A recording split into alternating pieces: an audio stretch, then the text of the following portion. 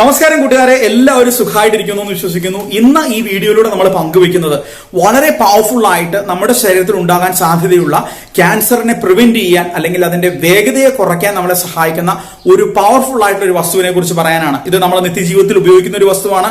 എങ്ങനെ ഇത് ഉപയോഗിക്കണം, എന്തുകൊണ്ടാണ് ഇത് ക്യാൻസർ പ്രിവെൻഷൻ സാധ്യമാക്കുന്നത്, ഉപയോഗിക്കാൻ പാടില്ലാത്ത വ്യക്തികൾ, ഇങ്ങനെയുള്ള വ്യക്തമായിട്ടുള്ള ഒരു ചിത്രം നമുക്ക് ഈ വീഡിയോയിലൂടെ പങ്കുവെക്കാം. നമുക്ക് നേരെ വീഡിയോയിലേക്ക് കിടക്കാം, സമയം ഒട്ടും കളയുന്നില്ല. ലൈക്കോപീൻ എന്ന് പറയുന്ന വളരെ പവർഫുൾ ആയിട്ടുള്ള ഒരു ആന്റി ഓക്സിഡന്റ് ഉണ്ട്. പ്രത്യേകിച്ചും പ്രോസ്റ്റേറ്റ് ക്യാൻസറിനെയും ബ്രസ്റ്റ് ക്യാൻസറിനെയും തടയാനായിട്ടുള്ള കഴിവ് ഇതിനുണ്ട്. അത് തടയുക എന്ന് പറഞ്ഞു കഴിഞ്ഞാൽ ഒന്നുകിൽ ഇത് ട്യൂമർ ഗ്രോത്തിനെ തടസ്സപ്പെടുത്തും, അല്ലെങ്കിൽ അതിന്റെ വേഗത്തെ കുറയ്ക്കാനായിട്ടുള്ള ഒരു സാഹചര്യം അത് ഒരുക്കി കൊടുക്കും. നമ്മൾ ഈ പറയുന്ന സംഭവം, നമ്മൾ ഈ ലൈക്കോപീൻ എന്ന് പറയുന്ന ഘടകം ഉൾക്കൊള്ളുന്ന ഭക്ഷ്യവസ്തുക്കൾ നമ്മൾ കഴിക്കുമ്പോൾ പ്രത്യേകിച്ചും ലങ് ക്യാൻസറിനെ അതേപോലെ തന്നെ പ്രോസ്റ്റേറ്റ് ക്യാൻസറിനെ ഏകദേശം 32% മുതൽ 50% വരെ കുറയ്ക്കാൻ അല്ലെങ്കിൽ അതിനെ നിയന്ത്രിക്കാൻ അത് സഹായിക്കുമെന്ന് തെളിയിക്കുന്ന ഒരുപാട് രേഖകൾ നമുക്ക് ലഭ്യമാണ്. അതിൽ വളരെ ക്രെഡിബിൾ ആയിട്ടുള്ള ഒരുപാട് ഡേറ്റാസ് ഞാൻ താഴെ കൊടുത്തിട്ടുണ്ട്. നിങ്ങൾക്ക് വേണമെങ്കിൽ അത് വായിച്ച് ബോധ്യപ്പെടുത്താവുന്ന ഒരു കാര്യമാണ്. അപ്പോൾ ഒരു കാര്യം ഉറപ്പാണ്, ഈ ലൈക്കോപീൻ അടങ്ങിയ വസ്തുക്കൾ നമ്മൾ കഴിക്കുമ്പോൾ തീർച്ചയായിട്ടും ക്യാൻസറിനെ വളരെ ഫലപ്രദമായിട്ട് പ്രിവെന്റ് ചെയ്യാനായിട്ട് അത് സഹായിക്കുക തന്നെ ചെയ്യും. അപ്പോൾ എങ്ങനെയാണ് നമുക്ക് ഈ ലൈക്കോപീൻ ശരീരത്തിലേക്ക് കിട്ടുക? ഒന്നെങ്കിൽ നമുക്ക് സപ്ലിമെന്റ്സ് വാങ്ങിച്ചു കഴിക്കാം. ഞാൻ ഒരിക്കലും അത് ആരെയും പ്രൊമോട്ട് ചെയ്യാറില്ല. കാരണം നാച്ചുറൽ ആയിട്ടുള്ള സബ്സ്റ്റൻസ് ഉപയോഗിച്ച് നമ്മുടെ ശരീരത്തിന് ആന്റി ഓക്സിഡൻസ് കിട്ടുന്നതാണ് ഏറ്റവും നല്ലത് എന്ന് വിശ്വസിക്കുന്ന ഒരാളാണ് ഞാൻ. പക്ഷെ ചില സാഹചര്യങ്ങളിൽ നമ്മുടെ ശരീരത്തിൽ ഒരു ഡെഫിഷ്യൻസി വരുമ്പോൾ ഇത് നമ്മൾ ഈ പഴവർഗ്ഗങ്ങളിൽ നിന്നും പച്ചക്കറികളിൽ നിന്നും കിട്ടുന്ന ഘടകങ്ങൾ കിട്ടാനായിട്ട് കുറച്ച് സമയം എടുക്കും. അപ്പോൾ ഡോക്ടേഴ്സ് നിങ്ങൾക്ക് നിർദ്ദേശിക്കുകയാണെങ്കിൽ അത് വൈറ്റമിൻ ഡി സപ്ലിമെന്റ്സ് ആയാലും ഒമേഗ 3 ആയാലും ഏതായാലും ഡോക്ടർ നിങ്ങൾക്ക് നിർദ്ദേശിക്കുകയാണെങ്കിൽ ഗോ ഫോർ ദാറ്റ്. അതർവൈസ് നമ്മളൊരു ആരോഗ്യം മുന്നിൽ കണ്ട് ഒരു രോഗവും വരാതെ നമുക്ക് നോക്കണമെന്ന് ആഗ്രഹമുള്ള ആൾക്കാർ ഇത്തരത്തിലുള്ള ഭക്ഷ്യവസ്തുക്കൾ സ്ഥിരമായിട്ട് കഴിക്കുക. അത് കഴിക്കേണ്ട രീതിയിൽ കഴിക്കുക. പ്രത്യേകിച്ചും നമ്മൾ ഈ തക്കാളി കഴിക്കുമ്പോൾ ഒരു കാര്യം പ്രത്യേകം ശ്രദ്ധിക്കേണ്ടത്, തക്കാളിയിൽ ധാരാളമായിട്ട് ലൈക്കോപീൻ ഉണ്ട്.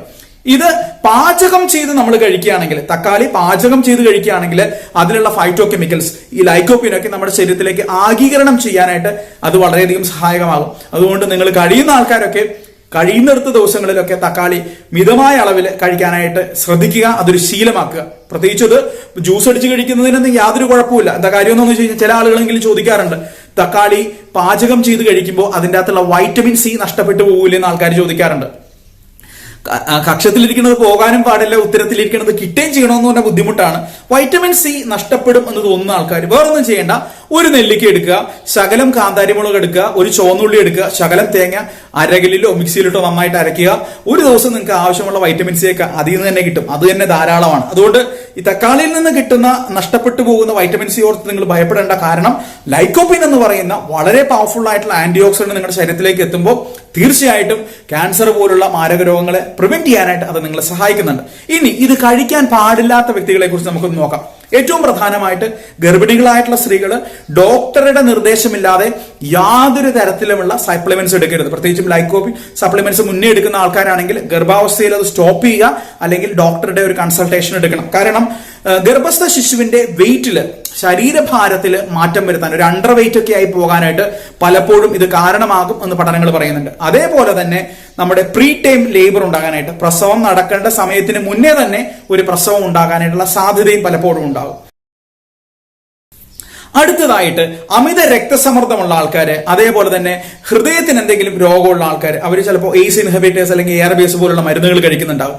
അത്തരം സാഹചര്യത്തിലും ഒരു കാരണവശാലും നിങ്ങൾ ഈ തക്കാളി കഴിക്കാതിരിക്കുന്നതാണ് നല്ലത്. പൊതുവെ ഒരു കാര്യം നമ്മൾ മനസ്സിലാക്കേണ്ടത്, സിട്രസ് വിഭാഗത്തിൽപ്പെടുന്ന, നാരങ്ങ വിഭാഗത്തിൽപ്പെടുന്ന ഒരു സാധനവും ഒരു മരുന്നിന്റെയും കൂടെ കഴിക്കാതിരിക്കാനായിട്ട് നിങ്ങൾ പ്രത്യേകം ശ്രദ്ധിക്കുക. പ്രത്യേകിച്ചും തക്കാളി ഉപയോഗിക്കുകയാണെങ്കിൽ ഈ പറയുന്ന മരുന്നുകളിലൂടെ, അതായത് ഹൃദയത്തിന് പ്രശ്നമുള്ള ആൾക്കാരും അമിത രക്തസമ്മർദ്ദമുള്ള ആൾക്കാരും ഭക്ഷണത്തിലൂടെ അത് ഉപയോഗിക്കാതിരിക്കുക. നിങ്ങൾക്ക് വേറെ പേരും കഴിക്കാം, മരുന്ന് കഴിക്കുന്ന ഉടനെ അത് കഴിക്കരുതെന്നാണ് ഉദ്ദേശിച്ചത്. ഇനി ജോയിന്റ് പെയിൻസ് ഉള്ള ആൾക്കാർ ഒരു കാരണവശാലും അമിതമായി തക്കാളി കഴിക്കാതിരിക്കുന്നത് തന്നെയാണ് ഏറ്റവും നല്ലത്. പിന്നെ ചില ആളുകളെങ്കിലും ഈ തക്കാളി കഴിക്കുന്നതിനെ കുറിച്ച് ഒരു ഭയം ഉണ്ടാക്കുന്ന ഒരു കാര്യം, കിഡ്നി രോഗമുള്ള ആൾക്കാർക്ക് ഇത് കഴിക്കാമോ, അത് ബുദ്ധിമുട്ടുണ്ടാക്കില്ല എന്നുള്ള ഒരു ചോദ്യം ചോദിക്കാറുണ്ട്. തീർച്ചയായിട്ടും കിഡ്നി സംബന്ധമായി എന്തെങ്കിലും രോഗങ്ങളുള്ള ആൾക്കാർ, അതൊരു ക്രോണിക് കിഡ്നി ഡിസീസ് ആകാം, അല്ലെങ്കിൽ മറ്റെന്തെങ്കിലും ഒരു കിഡ്നി രോഗമുള്ള ഒരാളായിരിക്കാം, ഒരു റീനൽ ഡയറ്റിൽ ഇരിക്കുന്ന ഒരാളായിരിക്കാം, നിങ്ങൾ ഇത് കഴിക്കാൻ ഉദ്ദേശിക്കുന്നുണ്ടെങ്കിൽ തീർച്ചയായിട്ടും നിങ്ങൾ ഡയറ്റീഷ്യനോട് ചോദിക്കണം, അല്ലെങ്കിൽ നിങ്ങൾ കൺസൾട്ട് ചെയ്യുന്ന ഡോക്ടറോട് ചോദിക്കണം.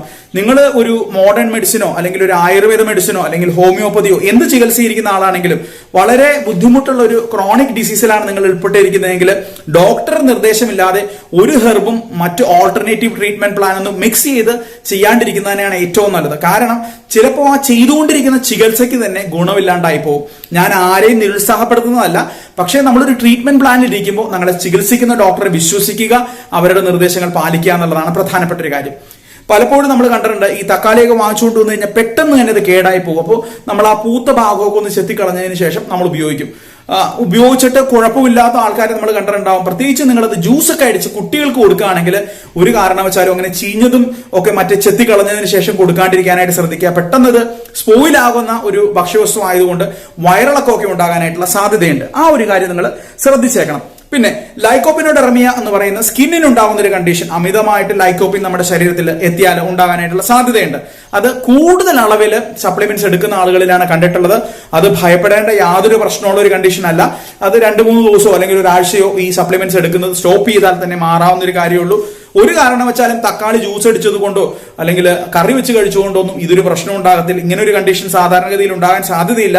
അല്ലെങ്കിൽ ഒരു 2 ലിറ്റർ 3 ലിറ്ററൊക്കെ ജ്യൂസ് അടിച്ച് 365 ദിവസം കഴിച്ചാൽ മാത്രമാണ് ഇങ്ങനത്തെ ഒരു കണ്ടീഷനൊക്കെ ഉണ്ടാവുള്ളൂ. അങ്ങനെ ഒരു സാധ്യത വളരെ കുറവാണ്. എങ്കിലും അതൊന്ന് പറയുകയാണെന്ന് മാത്രം. പിന്നെ വളരെ റെയർ ആയിട്ടെങ്കിലും തക്കാളിയുടെ അലർജി ആളുകളിൽ ഉണ്ടാകാറുണ്ട്. അതുകൊണ്ട് നിങ്ങൾക്ക് ഒരു അലർജി റിയാക്ഷൻ ഉണ്ടാകുന്ന ഒരാളാണെങ്കിൽ അതിന്റെ ഉപയോഗം ഒഴിവാക്കി നിർത്തുക. ഈ കാര്യങ്ങളൊക്കെ മനസ്സിൽ വെച്ച് വളരെ പവർഫുൾ ആയിട്ടുള്ള ഈ ആന്റി ഓക്സിഡന്റ് നിങ്ങളുടെ ശരീരത്തിൽ എത്തിച്ച് ക്യാൻസർ പോലുള്ള രോഗങ്ങളെ പ്രിവെന്റ് ചെയ്യാനായിട്ട് നിങ്ങൾക്ക് കഴിയട്ടെ. പ്രത്യേകിച്ച് ഒരു കാര്യം കൂടി പറയാൻ വിട്ടുപോയത്, ആസിഡ് റിഫ്ലക്സിന്റെ പ്രശ്നം, ഈ ഗേർഡ് പോലുള്ള ഒരു റിഫ്ലക്സ്, പ്രത്യേകിച്ച് പുളിച്ചുകെട്ടൽ പോലുള്ള രോഗാവസ്ഥകളുള്ള ആൾക്കാർ ഒരു കാര്യം ശ്രദ്ധിക്കുക. തക്കാളി അസിഡിക് ആയിട്ടുള്ള ഒരു സബ്സ്റ്റൻസ് ആണ്. അത് കഴിക്കുമ്പോൾ നിങ്ങൾക്ക് രോഗം, ബുദ്ധിമുട്ട്, ഈ പുളിച്ചുകെട്ടലിന്റെ പ്രശ്നം ഒന്നും കൂടി ബുദ്ധിമുട്ടുണ്ടാക്കാനായിട്ടുള്ള സാധ്യതയുള്ളതുകൊണ്ട് ഈ ഗേർഡ് പോലുള്ള അവസ്ഥകളിലും ഇത് ഒഴിവാക്കുന്നതാണ് നല്ലത്. അപ്പോൾ നമുക്ക് മനസ്സിലായ ഒരു കാര്യം, ഇത് വളരെ എഫക്റ്റീവ് ആണ്. നമുക്ക് രോഗം വരാതിരിക്കാനായിട്ടുള്ള ജീവിതയാത്രയിൽ തീർച്ചയായിട്ടും തക്കാളി നിങ്ങൾ ഉൾപ്പെടുത്തണം. അത് പാചകം ചെയ്ത് കഴിക്കുമ്പോൾ അതിന്റെ ഗുണം ഒന്നും കൂടി വർദ്ധിക്കും. എല്ലാവർക്കും ആരോഗ്യവും ആയുസ്സും നേരുന്നു. നമ്മുടെ ആദ്യമായിട്ട് വീഡിയോ കാണുന്ന ആളുകൾക്ക് വേണ്ടിയിട്ടുള്ള അടുത്തൊരു പോർഷനും കൂടി പങ്കുവച്ചതിന് ശേഷം നമ്മൾ പോകുന്നതായിരിക്കും. അപ്പോൾ നമ്മുടെ സ്ഥിരമായിട്ട് വീഡിയോ കാണുന്നവർക്ക് എല്ലാ നന്മകളും നേരുന്നു. ഹാപ്പി ആയിട്ടിരിക്കുക, സന്തോഷം. ഇതുവരെ നമ്മുടെ വീഡിയോ ആദ്യമായിട്ട് കാണുന്ന ആളുകൾക്ക് വേണ്ടിയിട്ടുള്ള ജീവിതത്തിൽ അടിസ്ഥാനപരമായിട്ട് നമ്മൾ ശീലിക്കേണ്ട 4 കാര്യങ്ങളാണ് ഈ വീഡിയോ ഭാഗത്തിൽ നമ്മൾ പങ്കുവെക്കുന്നത്.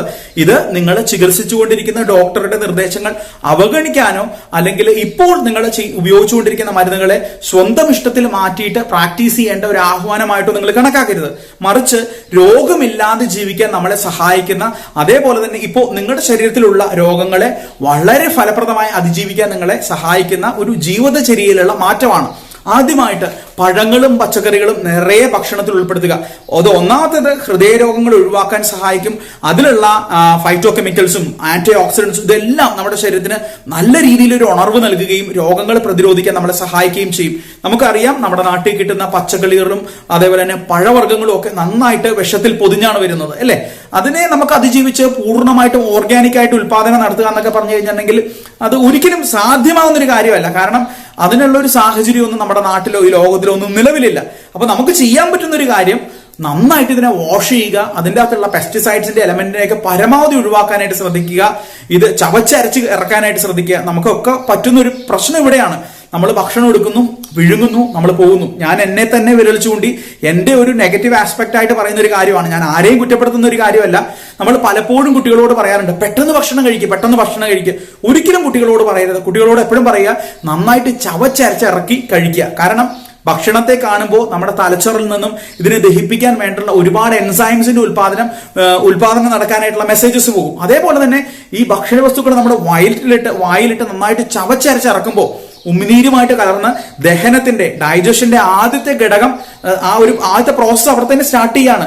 നമ്മൾ പലപ്പോഴും ഇതിനൊരു സാധ്യത കൊടുക്കാറില്ല. നമ്മൾ ഇടുന്നു, വിഴുങ്ങുന്നു, ഇടുന്നു, വിഴുങ്ങുന്നു. ഇതിന്റെ ഒരു പ്രശ്നം എന്ന് പറയുന്നത്, നമ്മൾ ഭക്ഷണം നന്നായിട്ട് ചവച്ചരച്ചിറക്കുമ്പോൾ ഇപ്പോൾ കഴിക്കുന്നതിന്റെ പകുതി ഭക്ഷണം കഴിക്കുമ്പോഴേക്കും നമ്മുടെ വയറ് നിറഞ്ഞതായിട്ട് നമുക്ക് ഫീലിംഗ് കിട്ടും.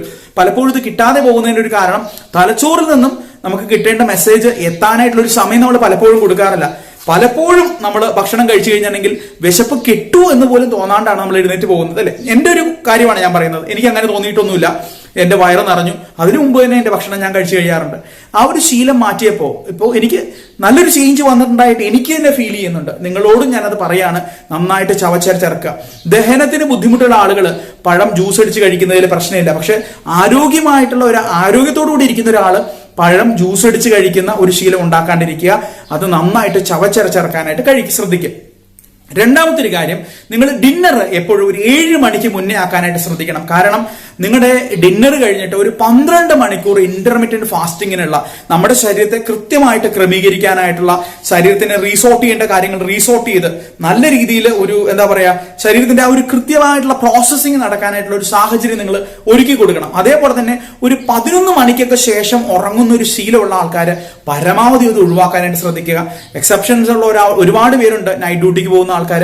അങ്ങനെയുള്ള ആൾക്കാരൊക്കെ തിരിച്ച് ഡ്യൂട്ടിയിൽ നിന്ന് വന്ന് കഴിഞ്ഞു കഴിഞ്ഞാൽ വളരെ ഡാർക്ക് ആയിട്ടുള്ള ശബ്ദമൊന്നും ഇല്ലാത്ത ഒരു മുറി കിടന്ന് ഉറങ്ങാനായിട്ട് ശ്രദ്ധിക്കുക. കാരണം നമുക്ക് ഉറക്കം വരാണ്ടിരിക്കുന്നത്, ഉറങ്ങാതിരിക്കുന്നത്, ലേറ്റ് നൈറ്റ് സ്ലീപ്പിംഗ് ഒക്കെ ഒരുപാട് രോഗങ്ങളെ വിളിച്ചു വരുന്ന ഒരു കാര്യമാണ്.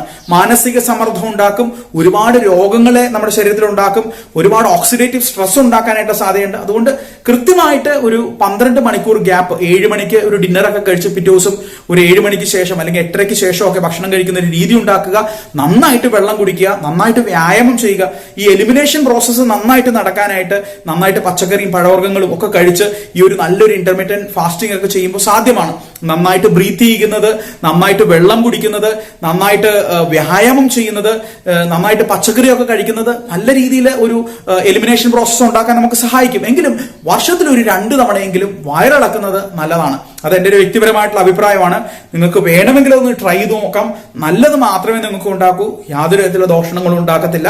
അത് നിങ്ങളൊരു വൈദ്യനിർദ്ദേശം സ്വീകരിച്ചതിന് ശേഷം വയറിളക്കാനായിട്ട് ശ്രദ്ധിക്കാം. ഏറ്റവും ഒടുവിൽ നമ്മൾ പറയാനായിട്ട് ആഗ്രഹിക്കുന്ന ഒരു കാര്യമാണ്, നന്നായിട്ട് വ്യായാമം ചെയ്യുക. അമിത വണ്ണമുള്ള ഒരാൾ, അതായത് ഒബീസോ അല്ലെങ്കിൽ ഓവർ വെയിറ്റോ ആയിട്ടുള്ള ഒരാള് വ്യായാമം ചെയ്യേണ്ടത് ഒരു 45 മിനിറ്റിന് മുകളിലാണ്. 45 മിനിറ്റിന് മുകളിൽ വ്യായാമം ചെയ്യുന്നത് വളരെ നല്ലതാണ്. ശ്രദ്ധിക്കേണ്ട ഒരു കാര്യം, നിങ്ങൾക്ക് ഹൃദയത്തിന് ശസ്ത്രക്രിയയോ അല്ലെങ്കിൽ മറ്റെന്തെങ്കിലും ഒരു എമർജൻസി ട്രീറ്റ്മെന്റോ അല്ലെങ്കിൽ മെന്റൽ ഇൽനെസ്സോ ഒക്കെ ഉള്ള ഒരാളാണെങ്കിൽ ഡോക്ടറുടെ നിർദ്ദേശം സ്വീകരിച്ചതിന് ശേഷം മാത്രമാണ് വ്യായാമം തുടങ്ങേണ്ടത്. ഒരിക്കലും സ്വന്തം ഇഷ്ടത്തിന് വളരെ ഹാർഡായിട്ടുള്ള എക്സസൈസ് ഒന്നും ചെയ്യരുത്.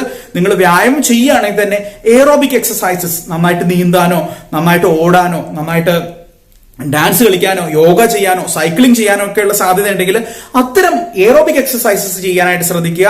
നോർമൽ ബോഡി വെയിറ്റുള്ള ഒരാൾ ഒരു 20 മിനിറ്റ്സ് ടു 30 മിനിറ്റ്സ് വ്യായാമം ചെയ്താൽ മതിയാവും. ഞാൻ ഈ 40-45 മിനിറ്റിന്റെ കാര്യം പറയാനായിട്ടുള്ള കാര്യം, അമിതമായിട്ട് ശരീരഭാരമുള്ള ആൾക്കാർ അവരുടെ മസിലിൽ നിക്ഷേപിച്ചിരിക്കുന്ന കൊഴുപ്പിനെയൊക്കെ ആയിരിക്കും വ്യായാമത്തിന്റെ ആദ്യഘട്ടത്തിൽ ഉപയോഗിക്കുക.